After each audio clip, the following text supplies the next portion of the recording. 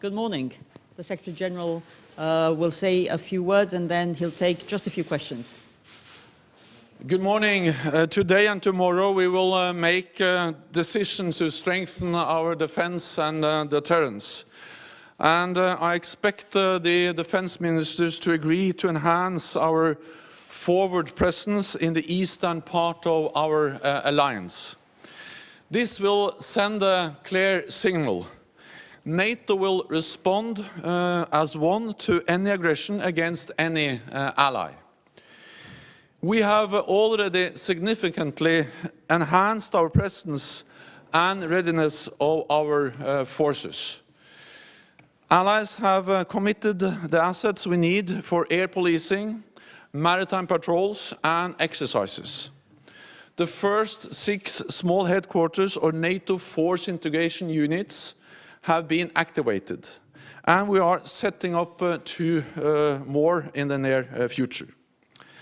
At the end of last year, we agreed assurance measures for Turkey with AWACS surveillance planes, air policing, and increased naval presence in the Mediterranean and in the Black Sea. And we decided to continue the deployment of our Patriot batteries to augment the air defenses of Turkey. We are also doing more to deal with the hybrid challenges. I'm pleased to announce that later today, NATO and the European Union will sign a technical agreement to enhance our cyber cooperation. Our emergency response teams will have a structured framework for exchanging information and sharing best practices. This is a concrete example of NATO and the European Union working together to counter hybrid threats. This afternoon, NATO defense ministers will have an exchange of views on how we take decisions in the face of hybrid threats from any direction. This will help ensure that we have the necessary tools and procedures in place. And it is part of NATO's continued adaptation. We will also take steps to increase the resilience of our alliance in terms of food and energy supplies and transportation and communications networks. This evening we will meet with the European Union as well as our partners Australia, Finland, Georgia, Jordan and Sweden.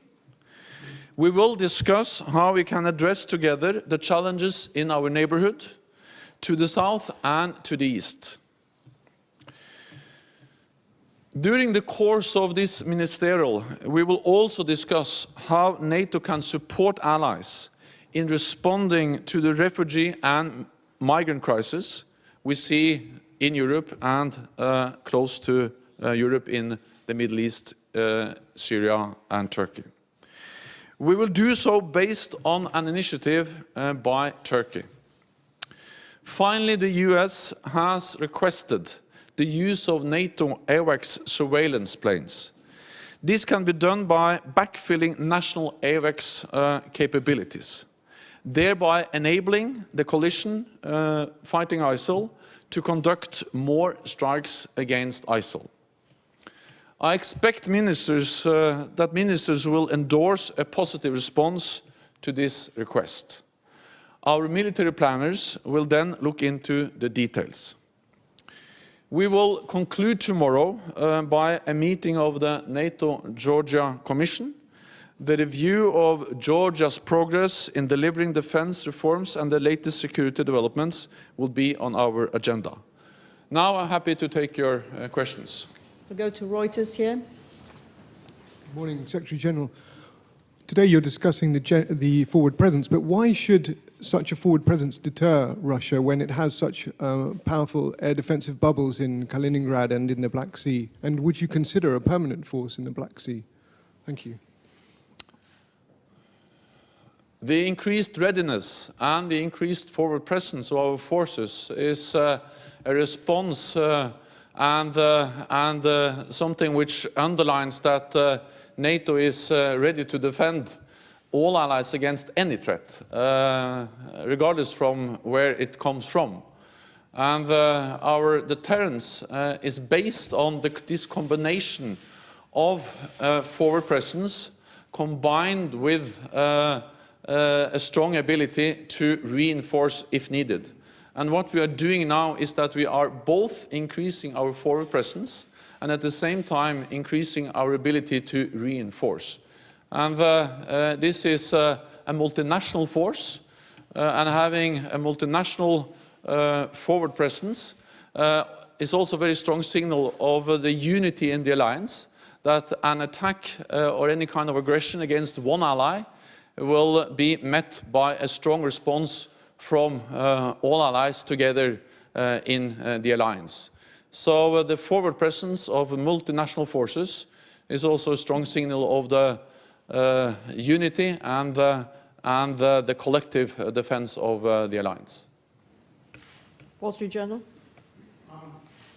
NATO has defined modern deterrence as a small forward presence. Why is that important? Is it because a small force is affordable, or are you trying to be less provocative to Russia? It is because we believe that this is the best way of providing deterrence in a changed and new security environment. And we believe very much that we need to be flexible, we need to be able to reinforce if needed, and we need this combination of forward presence and the ability to reinforce quickly if needed. And that's exactly why we are adapting and changing our defense posture. So we do that because we think modern deterrence is this combination of forward presence, ability to reinforce, and we are living in another time than we did during the Cold War, when we have hundreds of thousands of troops massed along the borders, facing each other. We are adapting to other and changed security environment, and therefore we think this is the best way to adapt to a modern security environment. German television, Bettina Scharkus. Regarding the Turkish pledge, what should NATO do concerning the refugee crisis in the Mediterranean Sea? We will discuss that during our meeting today and tomorrow. And I think it's too early to conclude, because I think it is important that we have that discussion among defense ministers. But we all understand the concern, and we all see the human tragedy and all the challenges which are connected to the migrant and refugee crisis, which we have seen for many years in the Middle East, but which has now also become a great challenge for Europe. So, of course, when ally Turkey and also other allies raise the question about what NATO can do to help them to manage this refugee and migrant crisis, of course we will look very seriously into the request and then discuss how we can follow up and what NATO can do. Deutsche Welle. Kai Küstner, RD German Radio. Just a quick follow-up. Have you been in touch with other NATO allies concerning the German-Turkish request already? And in case there is a decision, is it more likely to be a reconnaissance mission by air or by sea to fight the people smugglers there? There has been already different kinds of contacts and consultations, but we will have a discussion among 28 allies later on. And the questions you ask about maritime capabilities or air surveillance and other kinds of capabilities that NATO possess are very relevant questions. But I will not answer those questions now, because that's exactly those issues which we are going to look into, to discuss, and then find out how and if NATO is going to provide some of these assets or some of these capabilities to help cope with the migrant and refugee crisis and to fight the smugglers. One last question, Imedi. Georgian TV company Rustavi too about Black Sea security strategy. Also, Romania calls for permanent NATO Black Sea forces. Is it possible to involve Georgia in this strategy, and how is it possible? If yes, thanks. So NATO has already increased our naval presence in the Black Sea, and we are following very closely the developments in the Black Sea. We have increased our naval presence, but we also have AWACS surveillance planes